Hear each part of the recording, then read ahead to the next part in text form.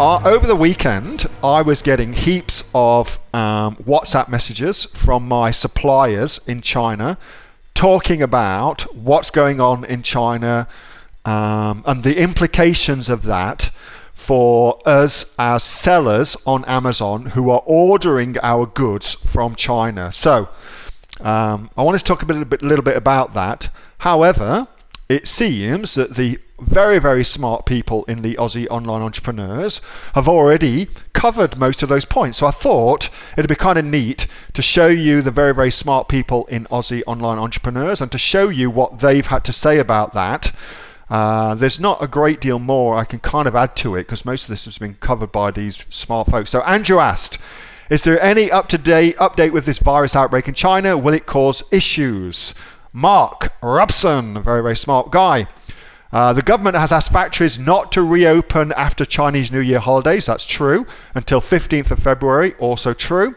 And for workers to delay their return as much as possible, because what they're wanting to do is they're wanting to stop lots of people gathering together to celebrate the end of Chinese New Year and the return to work, which is what they typically do, to stop the spread of the virus. So they're trying to limit other people's exposure, to limit the way that will carry and will spread. So uncertainty, we have to wait and watch. Yes, disruption and delays in production, that's an important one, because Chinese workers are not going back to the factories. If the workers aren't there, nothing's getting made. That's a big one. Labour shortages, quality issues, something very, very smart here that not many people would think about. When those factory workers do ultimately go back into the factories, what will happen is that two things will happen. Thing number one, there'll be a huge amount of backlog of orders after the Chinese New Year celebrations. So that always happens anyway. And so they're trying to push out all the new orders to make up and get time done, okay? But that's now compounded with this coronavirus and people not going back in until even later. So the factory bosses are going to be pushing really hard to get the product out. Here's Rosie. My supplier said they were supposed to return work on 1st of February, but cannot due to road closures. There's heaps of road closures going on. Kate says that there's more cases now in Hong Kong, and I can back that up as well. Schools closing as well. That's going to be a big impact on Hong Kong. And if you don't know why that's an impact, well, most of the middlemen who operate between China and, say, Australia are based in Hong Kong. So most of the middlemen are based in Hong Kong. All right, so that's why that's going to be a massive impact on the business as well.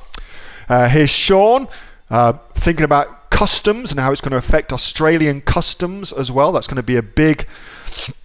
the customs authorities are going to be clearly concerned, especially with some goods coming in, that the virus is actually being transported around the world. So there's possible delays there.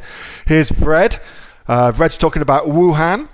And also she mentions as well that the Zhejiang province, Guangdong province going on. And then I kind of chime in here.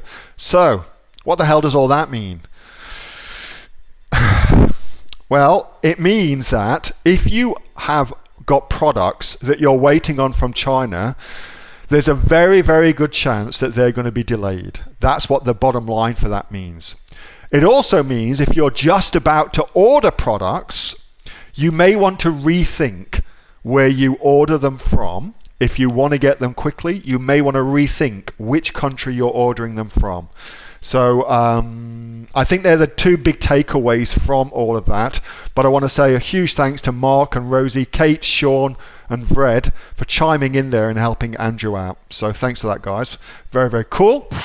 Hey, thanks so much for watching that video, and I hope that you got some massive value from it. Before you go, do you live in Australia? If you do, this is for you. Would you like to learn how to sell things on Amazon here in Australia? Would you like to know what sells really, really well and what sells for the maximum amount of profit?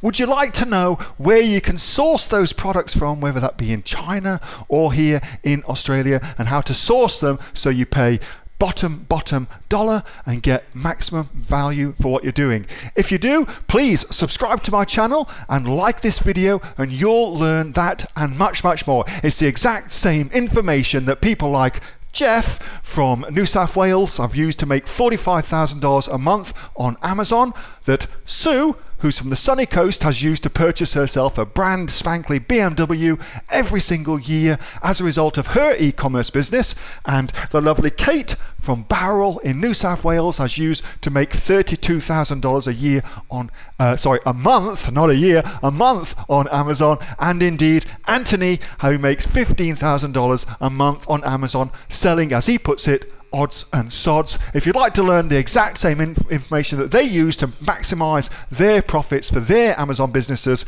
subscribe to this video, like my channel, post below if you want me to teach you something. Okay, I'm out of here. Speak to you soon. Bye. Subscribe. Do it now.